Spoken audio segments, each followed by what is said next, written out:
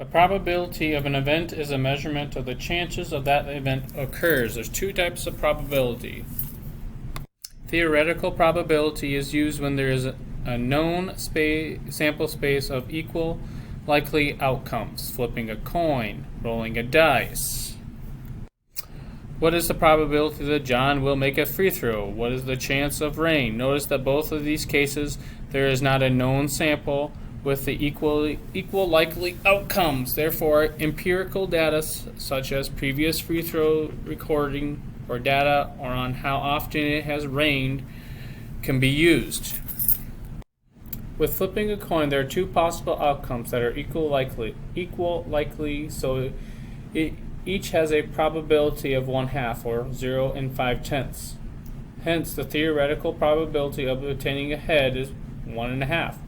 When all possible outcomes of a sample experiment are likely, the probability of an event can be expressed as number of outcomes in an event divided by, or fraction bar, number of possible outcomes.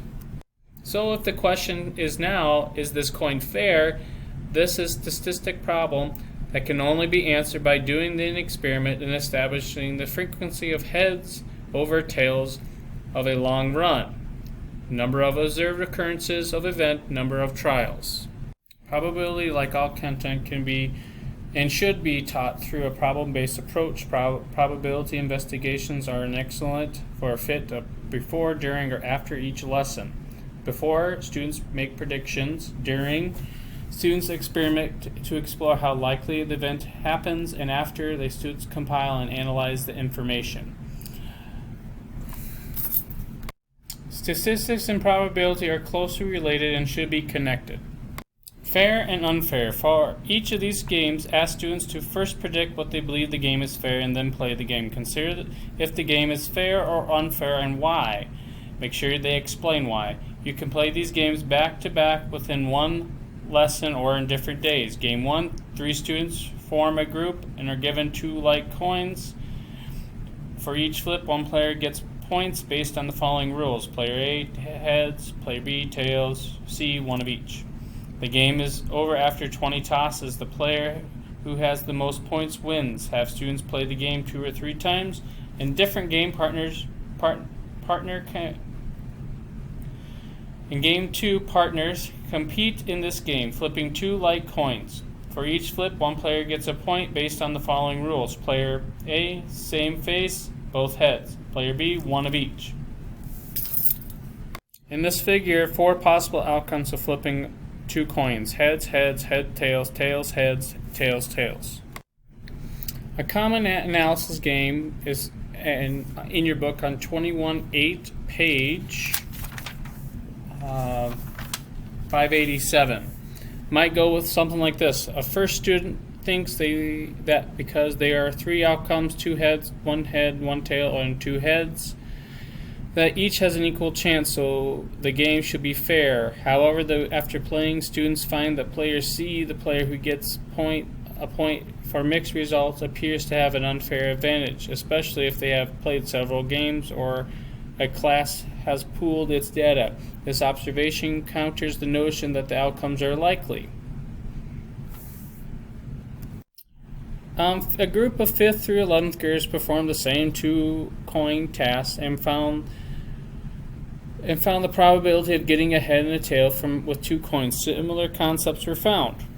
About 25% of the students said the probability was 1/3 because one of 3 things could happen: 2 heads, one of each, and 2 tails. Although about half answered correctly, many of these students used faulty reasoning, explaining that they picked that answer because there is a 50% chance of in any experiment. As you see below, some of the reflections of fair and unfair. Here's a great experiment called Drop It. In this activity, students drop objects to explore the likelihood of various outcomes. The number of possible outcomes varies with different objects. Any object can be used. Here's some examples. A cup toss, toy animal drop, and falling kisses. The phenomenon in which the relative frequency of an event becomes a closer approximation of an actual probability or theoretical probability as the size of the data set. The more representations the samples of a population. The thinking about statistics, a survey of 1,000 people provides more reliable and convincing data about the larger population than surveying only 5. The larger number of trials the people survey, the more confident you can be in that data reflection on the larger population. You can comparing small data sets to large data sets is one way to help students think more deeply about the fact and the size of the trial and the matters and how the outcomes came. A great activity is 2111, get all 6 on page 590. Truly random events often occur in unexpected groups. A fair coin may turn up head 5 times in a row. A 100-year flood may hit twice in 10 years.